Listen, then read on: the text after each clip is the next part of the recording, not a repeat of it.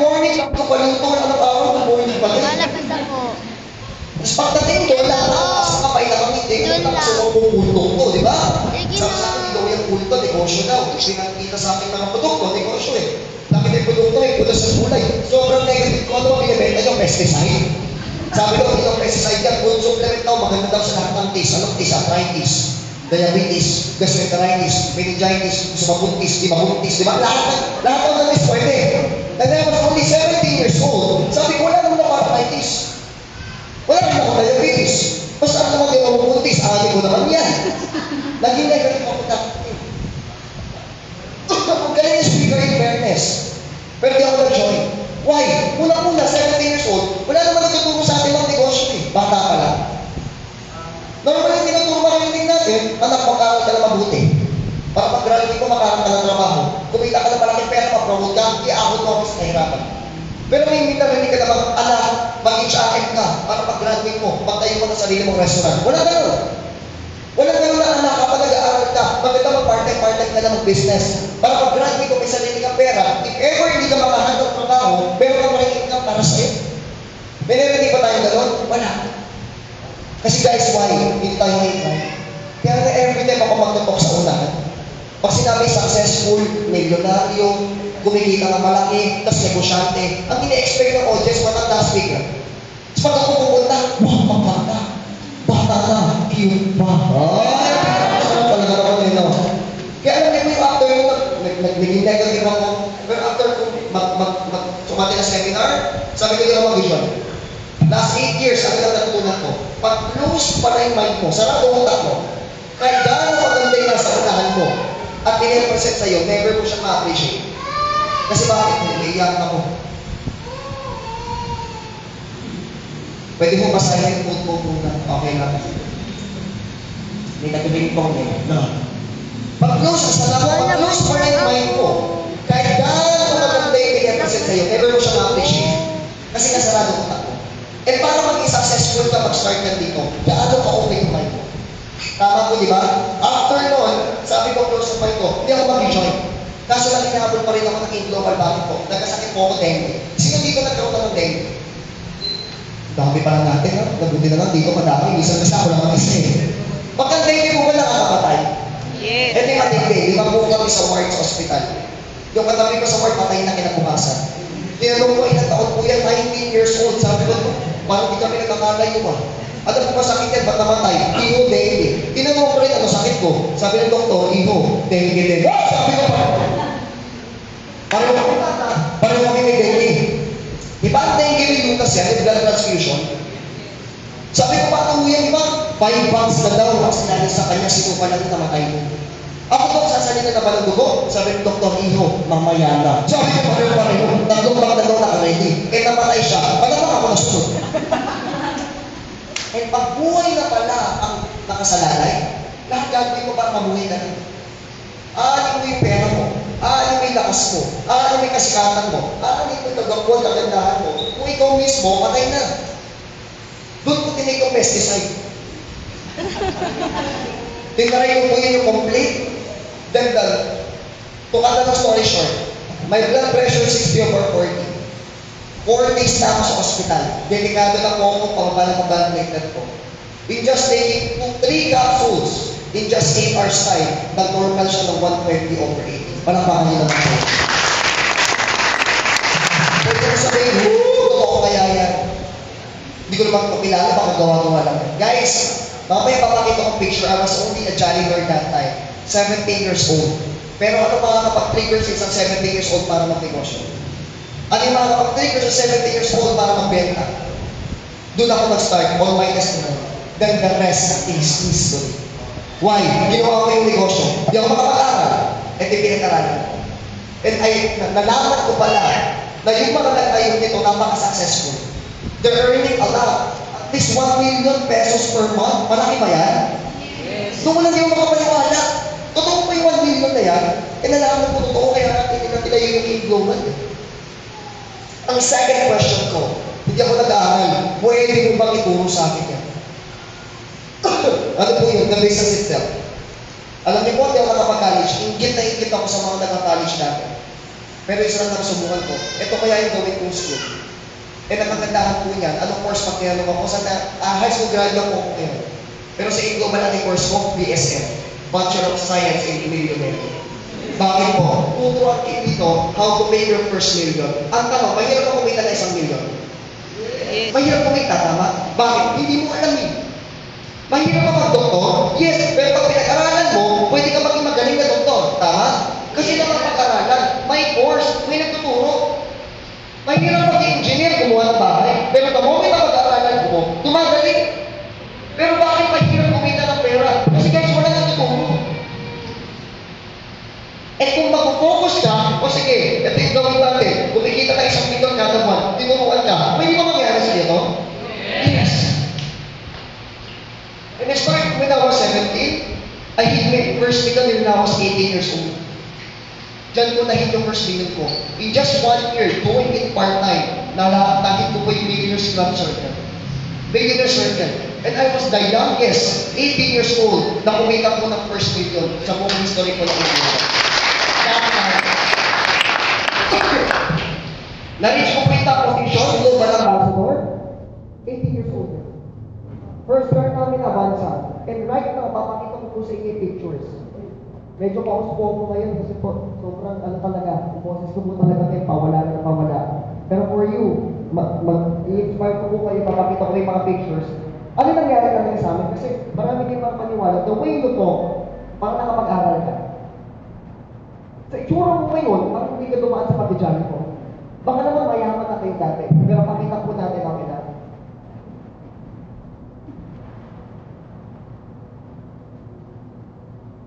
So, ayan na siya, nakikita niyo na po.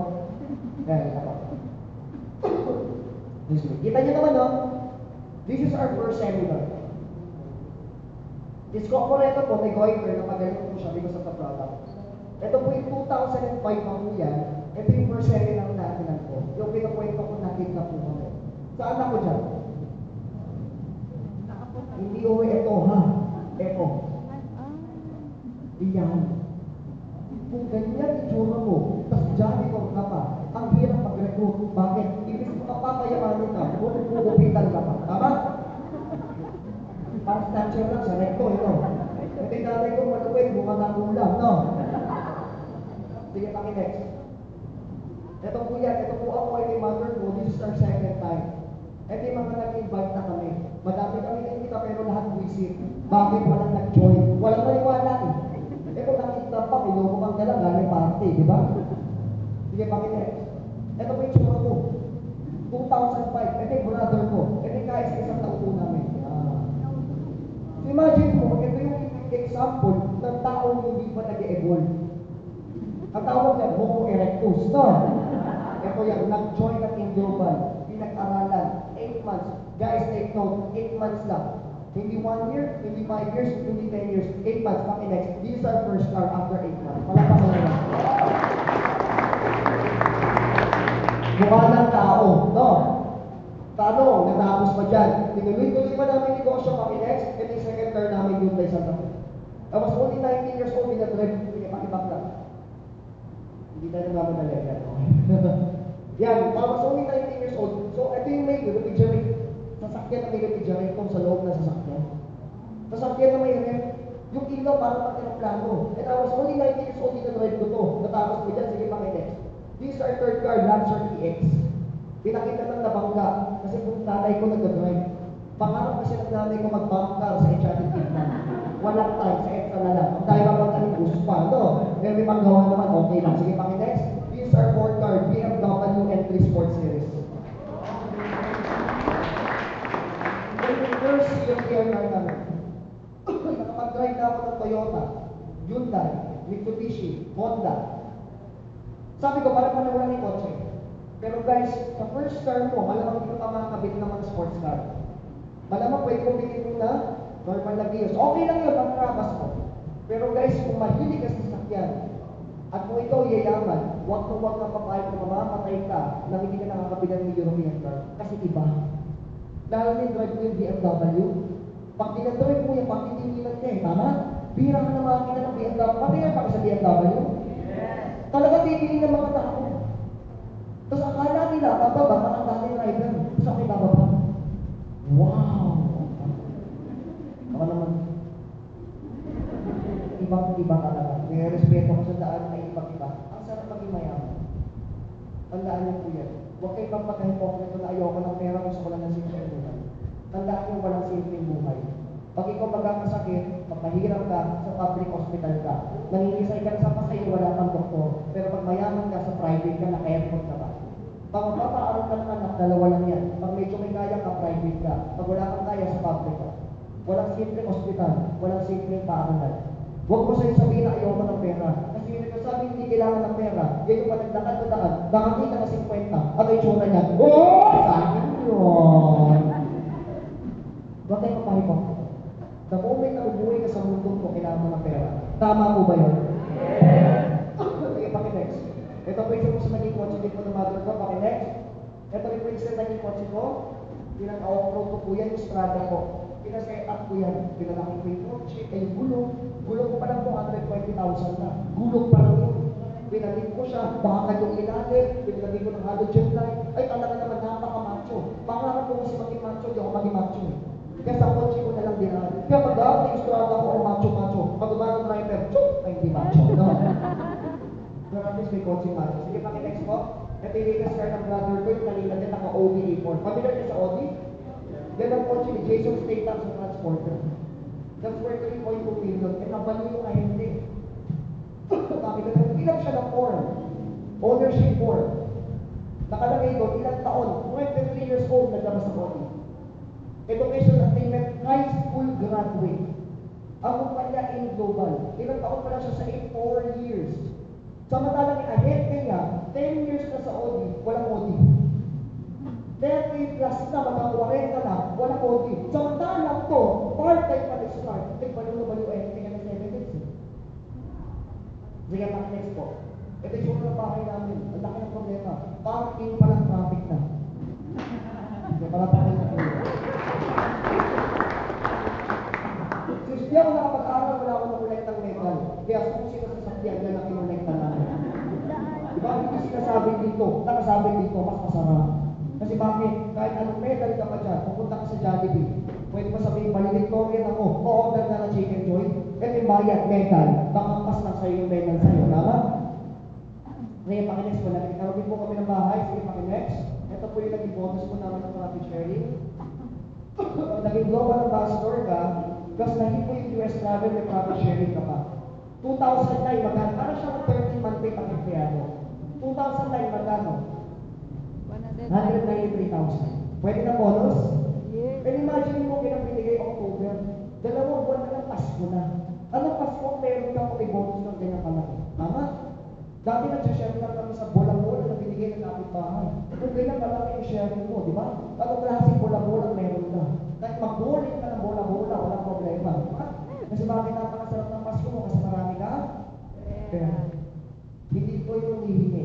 Ikaw yung nagbibigay. Hindi ko yung nagtatago, ha? Di ba pinakamahirap yung tago ng tago pag Pasko?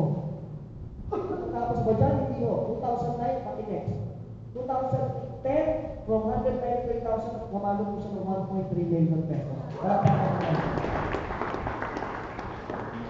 Ano ng Pasko na naman ang meron kami? Imagine ninyo. Kapag may pera ka kasi, you have the time to do. Normally, ang tao pag-isip sa umaga ng problema pera. Pag nagtrabaho, bakit nagtrabaho, pera pa rin. Pag uwi, ang iisip pa rin pera. Hanggang sa naman ay hindi problema pa rin pera. Pero ano ba yung sarap ng buhay ng pag-isip mo? Alam mo marami ng pera kayo yung problema. Ano ba yung isip ko yung nagagawin sa araw? Hindi mo kailangan ng trabaho kasi may pera. Hindi mo kailangan ng utang kasi may pera. Hindi mo kailangan maghanap ng mga talagang kumayo kasi may pera. Ano ba yung ginagawa mo kayo once a month? Minsan mo ako pera.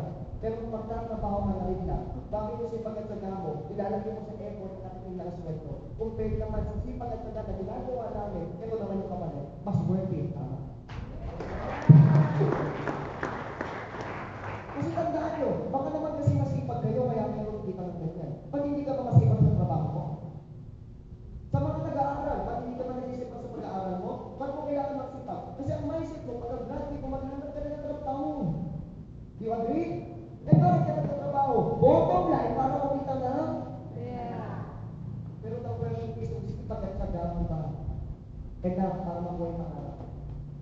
Normally na tayo, ang laki ng pangarap natin, ganyan kalaki. Pero yung income natin, ganyan kaliit. Ito yung dreams, ito yung income. Imbis palaki yung income para makuha yung dreams, ano ginagawa? Pinapaliit yung pangarap at binabase na lang sa income. So, bata ka, pangarap ko, Ferrari. Nagkatrabaho ka, ang mahal pa ng Ferrari. Honda VTEC na lang. Nung tumagal ka pa sa trabaho, may mga ikot, di ka makagawa, yung posible pa yung VTEC. VTEC na yun, na lang. Hanggang sa napatay ka, VTEC na yun, kita nakapin. Ano kailangan mo gawin? Ikip mo yung pangarap mo. Kung may pangarap ka, makatravel abroad, magkaroon ng mansyon, ikip mo yan, maghanap ka ng opportunity na yung income mo ngayon, pwede lumaki. Ano ka lang itinuturo mo sa atin? Diba? Normally, pag sa mga TV, pag tumataas sa bilihin, ano ginagawa?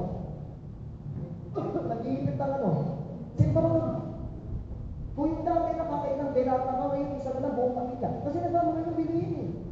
Do you agree? Pero ito sabihin ko sa inyo, pag nasa global ka, pag tumataas ang bilihin, ano gawin mo? Huwag ka mag-ipit kasi ito.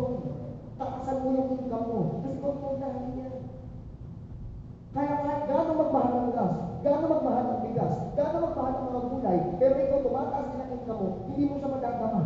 O magpapagas ka, hindi mo i-check anong mura. O magpapagas ka ng pagas, bili ka ng bili. Kasi bakit? Yung income mo nasasabayan at mas malaki pa sa pagtaas ang bili. Yan ang buhay. Hindi pinagtitipid na nagtitipid. Natuman kasi tayo ano, pag maiksi ang kumot, patutong. Ano mo yun? Pag maiksi ang kumot, bumili ka ng bago. Ang dami kumot sa taas. Huwag kang malungkot. Ito yung global business opportunity. Matapak na naman. Tapos ito dyan, 2011, magkano? Bakit next? 1.4 million. Every year po yan, this year po, nag-1.3 po itong isang taon. This year po, 2014, 2.1 million po naging bonus na. Binigay yung TV. Sige, bakit next? Nakapag-travel din po kami sa Brunei. This is our first international travel. As a high school graduate, never po inisip na makakalis sa mga bansa. Hindi para maging OFW, para maging negosyante. Bakit next? Di ba yung nanay ko kung mga kukulang dati? Ngayon ang tetsura. Bakit next? After 5 years, mukha ng diwata. Dami yung mga ito po yung grupo namin sa Singapore. Bakit next? Ito po yung grupo namin sa Nigeria International. Guys, it's time. Pansin nyo, itong nalaman ko, sinabi ko kanina na isa-isang nautunan. Normally, pag may networking sa ibang bansa, pupunta ng Pilipinas, familiar sa Forever Living? FLP, familiar? Marami bang imaman sa Forever Living here in the Philippines? Madami, pero mas mayaman yung foreigner. DXN, familiar? Yes. Marami bang imaman sa DXN? Yes, pero mas mayaman yung Malaysia. Herbalife, familiar? Yes. Marami imaman na Pilipino, pero mas mayaman yung Malaysian. Ano pa ba? Lamborghini, narinig yun na? France po yun, yung nagbibenta na lampara. Marami yung mga na Pilipino, pero mas mayaman yung mga taga-France. Kasi sila yung upline eh. Kailan naman tayo mga Pilipino? Kailan naman tayo na makakarinig ka, isang kumpay na Pilipino, pumunta ang Hong Kong, ang re-recruit pa rin Pilipino. Kailan natin magiging down yung mga foreigners? Guys, dyan mo mas ang Indo ka. Alam niyo po, imagine nyo itong bata ko, Mr. Juna, one engineer by profession nag-resign. Why? Na-close na yung Nigeria. First na investment, $1 million. Magkano yun? Nag-pay 43 million pesos na tayo ng office. Right now, we have 3 main offices sa Africa. And imagine nyo how itong mga Afrikanong to, nag-OPP, itong tao to, nandun lang sa Cavite. At habang pinagpipay na Afrikano, itong tao to, kumikita. Ang dami ng millionaires na sa Africa, pero pinakamayaman, Pilipino. Kasi ang foreigner, ang dami ng Pilipino. Ang global sa Filipino company. May yumaman Singapore, mga Cantonese nag-join, pero mas mayaman Filipinos. Sa Kuwait, ang daming Arabo nag-join, may mga kumikita ng Arabo, may millions lang na Arabo, pero mas mayaman Pilipino. We are a third world country. Ano yung sabihin ng third world? Hindi po ang third world mahirap. We're a developing country. Huwag kang papayag na pag Philippines naging first world, mahirap naman yan. Kasi once ang develop yan, dapat kasama ka. And one way to is by joining networking kasi maliit ang puhunan, pero malaki ang kita. Imagine niyo, sa akin po, Bakit ako napaos sa ganito? Kasi right now, I have 250 downlines under me buong mundo. Ganyan kalaki ang grupo. Na kaya hindi na kami magtrabaho, kasama ko yung next speaker, hindi na magtrabaho, kumikita pa rin kami. Pero bakit namin kailangan pa rin gawin ito? Hindi ko kayo kailangan personally. Karamihan dito, hindi ko grupo. Pag nag-join ka, pag kumataw ka, wala akong income. Pero tandaan nyo, may mga bagay na mas mahalaga pa sa pera. Yung magbigay ka ng inspiration. Kung may bigyan ng pera, matutuwa kayo eh. Bigyan ko yung 5,000. Pero pwede bukas, ubus na yan eh, tama? Pero once na-inspire mo ang isang tao, na-inspire ko na maisip niya na kahit high school graduate lang pala ako, kahit di ako nakatapos, pwede pa na akong yumaman kahit hindi umalis sa bansa. Enough na yun para yumaman siya. Isang inspiration. Ang pera mabilis maubos. Pero once, ulitin mo, once na-inspire mo isang tao, enough na yun para bumataw at magpasalamat sa'yo na lagi nung tayo na pumunta ka sa kawayan, isa ako sa inspire sa'yo. Ngayon, dinadrive ko ni sarili kong kotse. Yun ang hindi mababayaran ng pera.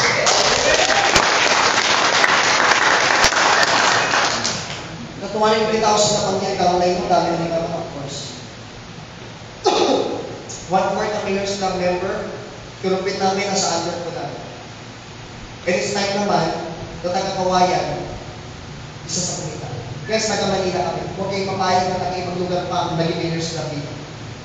Kung kayo taga-kawayan, ikaw dapat, pag sinabing kawayan, Isabela, sinong top earner dyan? Hindi dapat marinig yung pangalan ng katabi mo, dapat pangalan mo. Sino yung malupit na coach dyan naka-sports ka? Hindi dapat ang katabi mo ngayon ang marinig na pangalan, dapat pangalan mo. Sino yung naka-walking stage, dapat pangalan mo. Sino yung mag-inspire, dapat pangalan mo. Pag-kawayan Isabela, kaka-start lang dito. 8 years na game global, pero bago pa lang ang BCO. Onti pa lang tayo dito, and huwag ka papayag na parami ng yumaman sa kakapalang hataw. Dapat ngayon palang hatawin mo na. Para pag may yumaman dito, isa po kayo to. Many are doing that. Sige, paki-next. Yan po si Mr. G. Tuloy. Si Mr. M. Matakpak po. Ayan po yung pinaka-main investor po natin. Sige, paki-next. Kung mahilig ka mag-travel, may travel incentive din po tayo. Nag-start po sa Virgo po kami. Umilig kami Singapore, Malaysia, Thailand. Yan po yung Asian Cruise. Hindi po libre lahat yan, ha? At take note, ang pinadala na libre, hindi 15, hindi 20, hindi 50, 147 kami lahat libre. Naka-cruise na. Sino nakaka-cruise na? Asian Cruise. Dito Cruise. Pinakapunta sa cruise, baka yan na-experience nyo. Ito libre siya. At this coming September 26, magkakaroon tayo ng Hong Kong Propo. Sino dito na kayo ng Hong Kong? Incentive. Para makalaman natin, may isa dito. Guys, imagine nyo, halina nyo to. 26 to 30, libre lahat yan. Baka may ikaw, hindi ka pa nakakasakit, aeroplano. Tama? Nag-member ng AIM Global, libre. Ilan mo ipapadala? 600 delegates lahat. Pupuntang Disneyland, Ocean Park, pwede mag-side trip sa Macau, lahat yung libre. Eh ano kumpanya magbibigay na 600 sa buong aeroplano ng AIM Global? Kaya gano'n ang problema nila ngayon. Kasi dati 5 lang nakakahit, 7, ngayon 600 na. Yan yung natutulungan ng global para makapunta ng ibang bansa, hindi pa na maging OFW, para magbakasyon na. 600 na. Nagkaroon din ako ng US visa, 10 yung multiple entry. So imagine nyo po, sige pakinis, nakapunta po. Siyempre, binisikan namin Nature's Way. Yan po napaka-high-tech, binisikan namin mismo sa Ipagawa, sa Shuaba, one of our new tie-ups po sa may Wisconsin. Pinuntahan po namin, sige paki-next, nakaranas ako ng snow. Pangarap ko yan dati, lalo dito, init. Di ba, parang nasa bulan yan, nagde-depresyon na may generator mo eh. Nakinakain mo yung freezer, di ba yung snow? Eh, mo yung bundok ng snow, paki-next. Nag-hammer tour po kami sa Grand Canyon, Colorado River, paki-next po. Kasama mo yung family namin, yung pinakamasarap. Kasama mo yung business partners mo, sa aking family mo. Ito po si Kuya, one of the Hall of Famers, downline po namin. Mas malaki yung kita sa akin ito. Pero kung palaban ko yung age ko. Kasi ay pumigil din ng malaki, ang taon ni si Kuya, 14 plus na yata. Ako 26 pa lang. Eh, ano yung buhay ko pagdating ko sa edad niya? Tama? Kaya ang nakaswerte ko, hindi sa income, hindi sa age. Kaya nga po, target ko, by the thing of 35, magre-retire na ako. Ang sarap ng 35 years old, retired ka na. Healthy ka pa because of the products. Hindi lang puro pera. Maliwanag mo ba yun? Nag-charter ride din po kami sa Las Vegas, paki-next. Condition ng 10 tinira namin, paki-next. Shopping to the max, sige, paki-next. Paki-next. Universal Studios, sige pa. Disneyland Anaheim, California. Nakapanood po ako ng NFL live. Doon naman ako first time nakakita, sige, pakibalik. Doon naman first time nakakita ng 80,000 people in just one venue. Nanonood ng NFL. Puro Amerikano po yung mga kasama namin. Sige, paki-next po. Skydiving. Imagine mo on a Tuesday morning. Habang yung mga Pilipino nagtatrabaho sa Manila, pumipila sa MRT, nakikipagsiksikan, nangangarap ng bus, nagmamadali, makamali, kami nag-skydiving. Because we have the time. And hindi po yan sa Pampanga, sa Las Vegas, United States po yan. And this is one of my dream. Sabi ko, pagdating ko ng 30, doon ako mag-skydive. Never ko in-expect at the young age of 25 years old, nakuha ko agad yung skydiving. At libre ko. Paki-next. Nagkaroon din po kami ng mga contos na po yung mga sige, paki-next. Papili ka sa rin ako may Rolex. Imagine mo rin pa lang magano na. Almost 400,000, relo lang. Sige, paki-next po. Grabe. Pinagtituluhan ko, nakapangalan sa akin. Relo pa lang, mahal na eh, no? Kaya pag sa Rolex, 300,000 yan. Sa Global, 7,980 lang yan. Yun lang naman nilabas mo eh. Kaya ang tip ko sa iyo, magpuntay accounts ka, mag-7 accounts ka. Kasi 24,000 per day, i-maximize mo na. Kasi hanggang dito naman pwede bigyan ng pangalan sa iyo. Sige, paki-next point, i-legal sir, kung may naka-Mini Cooper, kamreman po ako ngayon. Kamay kayo sa Mini Cooper? Wala akong intended sa buong kapit, ako lang meron. Makikita lang cute ng kotse. Sa akin na yung driver, cute din. Bagay na bagay. Wala pa ka lang po. Medyo mainit. Nakatuyo na yung laway. Pero anyway po, na-inspire po ba kayo? Yes! Don't get me wrong. Hindi ko pinakita to para pang mayabang. Pinakita ko to, mas importante ipakita yung vision, bakit kailangan niya humata.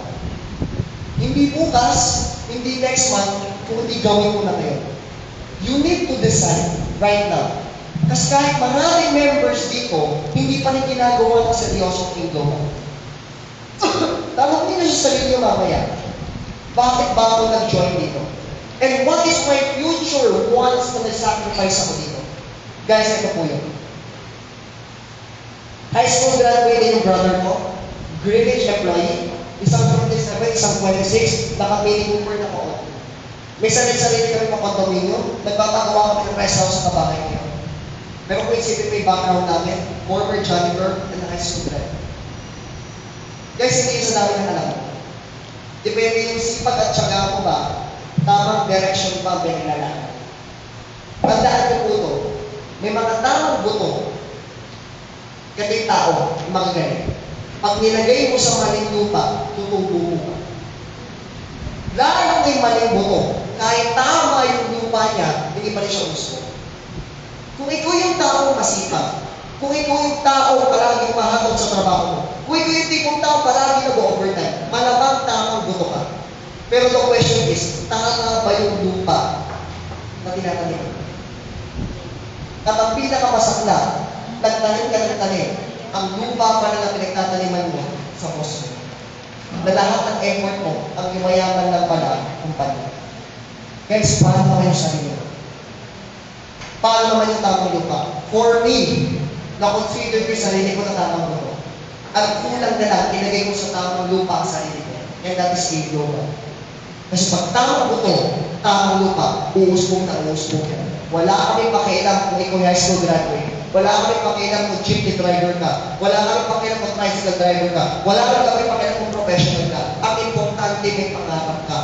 Kasi doon tayo magkakatugma, doon tayo magkakaalay, na pag may pangarap ka, may pangarap ako, sabay-sabay natin kuhanin yan. Mag-join ka dito.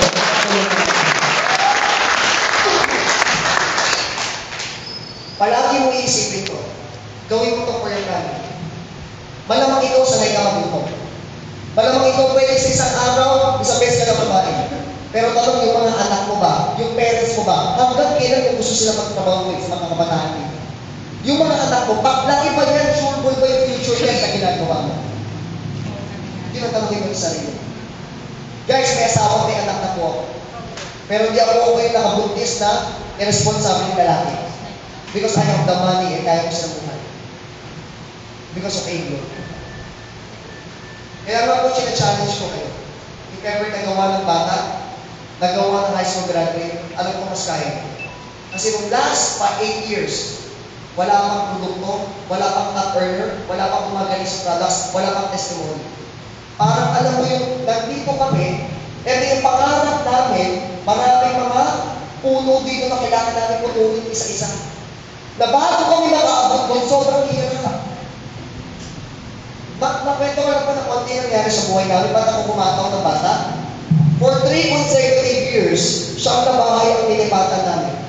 Bakit po? Palagi kami pinapalayas. Naranasan niyo ba wala ng kuryente? Naputulan. Sino naputulan na dito? Ito yung mas matindi. Naranasan niyo ba wala ng kontakon? Hindi pa siguro. Naranasan niyo ng 6 months straight walang kuryente? Walang kuryente. Kami naranasan namin. Naranasan niya sa isang buong araw sa kahit place lang na kain. Malamang hindi. Naranasan ako namin. Alam niyo po, share ko lang Listen. Ang goal ko lang itong makabenta ng 3 complete. Magkano yun? 3 pirasong capsule na complete. Magkano isang complete? 37? 50. Times 3, magkano yan? Mga 100 pesos. Bakit? Ako itakto ko sa pagkain. At the moment hindi ako makabenta kahit 3 capsule dati, wala akong nakakainin. Kasi ganyan yung problema namin. Hindi na pagyaman muna eh. Hindi na muna bagong cellphone eh. Hindi na muna kotse. 3 capsule para makakain. Doktor ba ako para mabenta? Hindi. Pinagtatawanan ba ako? Yes. Wala kaming TV. Wala kaming kata. Wala kaming ref. Wala kaming refrigerator. Wala kaming makain. Noong una, sinasabi ko, alam mo may problema ka, Lord, bakit mo ba ginagawa ko? Kaso nga lang, lahat ka may purpose. Do you agree? Yes. Do you agree lahat may purpose? Yes. Bakit kami ginagalan ng tama? Kasi kung may tama ako dati, hindi na ako nag-network, natulog na lang ako. Kung may TV kami dati, hindi na ako nag-network, nanood na lang ako. Kung may makakain kami dati, hindi na ako nagbenta. Kasi hindi ko pa kailangan umalis ng bahay kasi may pera. Kaso nga lang, wala kami lahat ng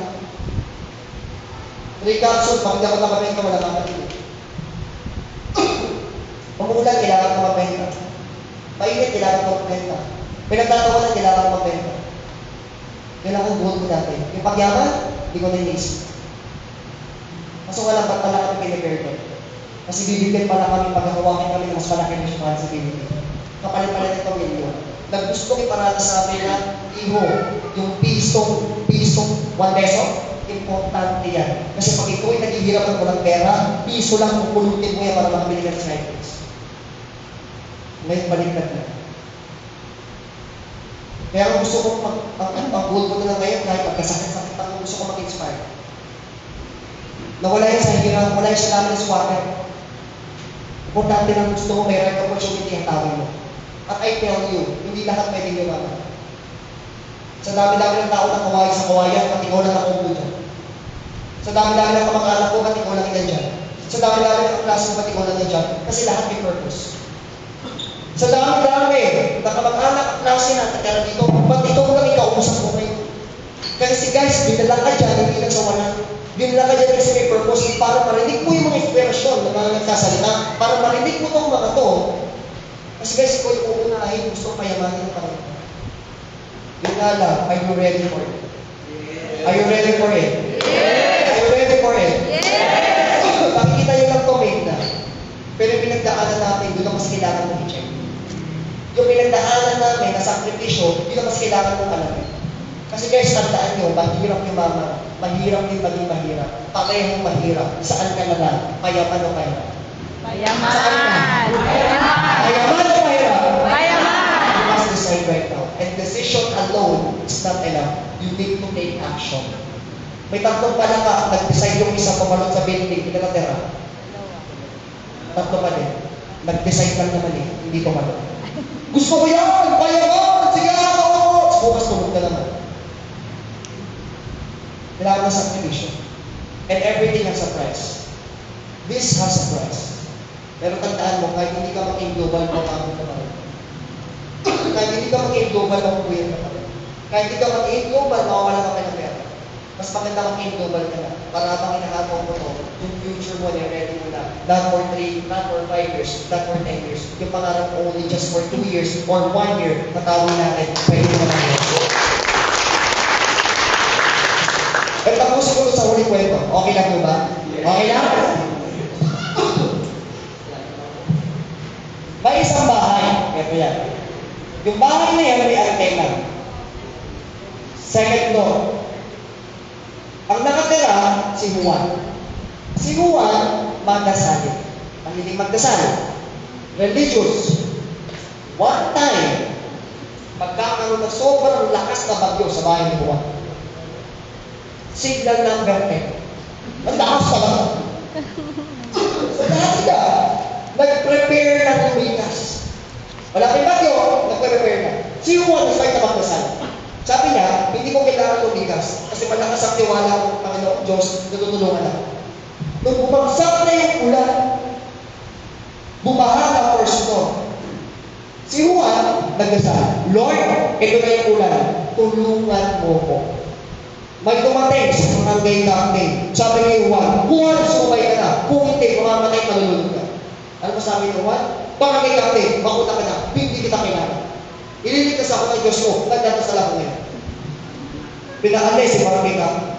Tumaas pa yung baha. Siguro nasaan na. Second floor. At dumating na, habang nagdadasal siya, bangka. Sabi ng bangka, Juan, sumakay ka na. Kung hindi, mamamatay ka. Sabi ni Juan, mauna ka na bangka. Hindi kita kailangan. Nagdadasal ako kayo. Ililigtas ako ng Diyos ko. Umalis ka na. Pinaalis si bangka. Tumaas pa yung baha, nasa na si Juan.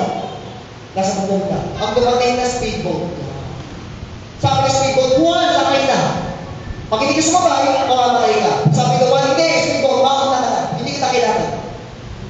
Nagdadasal ako, alam mo ililigtas ako ng Diyos mo kahit ako sa sabi. Pinaalis sa speedboat, tumaas pa yung baha, nasa na si Juan, nasa antay ka naman siya. Nagdadasal tayo, Lord, tulungan mo ako. Hanggang may dumating na, helicopter. Helicopter na yung dumating. Sabi ng helicopter, Juan! Juan! Malayo eh, Juan! Sumay ka na! Sabi ng Juan, hindi! Nagdadasal ako ngayon. Hindi kita kailangan. Alam ko kahit sa pinakahuling sabi, ililigtas ako ng Diyos ko. Pinaalis si helicopter. Tumaas pang baha, ano nangyari kay Juan? Patay. Madasalin, diretso sa langit. Hinanti si Lord. Lord! Kasal naman ako ng kasal sa'yo. Ba't mo ako pinabayaan? Ngayon, nakikita tuloy tayo, patay na ako. Pinabayaan mo ako. Ano sabi ng Panginoon? Bon, never kita pinabayaan. Bakit? Nung first floor pa lang na nagdadasal ka, naalala mo si barangay captain? Oo, Panginoon, pinadala ko na yan para iligtas ka. Kaso pinabayaan ko na. Naalala mo, wala na second floor? May bangkang dumating? Padala ko rin yan. Kaso anong ginawa mo? Pinabayaan ko. Wala, naalala ko na sa buka. Speedboat, kailangan ko na para sa'yo. Anong ginawa mo? Pinabayaan ko na. Wala, naalala ko na sa atleta ka. Helicopter, ginamay ko na para sa'yo. Anong ginawa mo? Pinabayaan. Pag naman isa ka sa nagdadasal, Lord, bigyan mo kang magandang ihaw. Gusto kong kumita ng malaki, hirap na ako sa buhay. Pero guys, bakit yung global na yung barangay captain ng buhay mo? Pwede mo ikalasin kung bata ka pa kasi baka marami pang opportunities. Pwede ito yung bangka ng buhay mo, pero pwede ito yung speedboat ng buhay mo, o baka hindi yung helicopter ng buhay mo. Last chance ka na. Nasa Diyos ang awa, nasa tao ang gawa. For me, this is God given. Pero we need to work for it. Pagtulungan mo natin. Ikwento nyo sa amin ang pangarap nyo, kunin natin na sabay-sabay yun. Masarap kami sa hindi tayo kotse, magpunta natin sa Amerika, tayo magkikita. Pakinig sa mga apply nyo. Maraming salamat.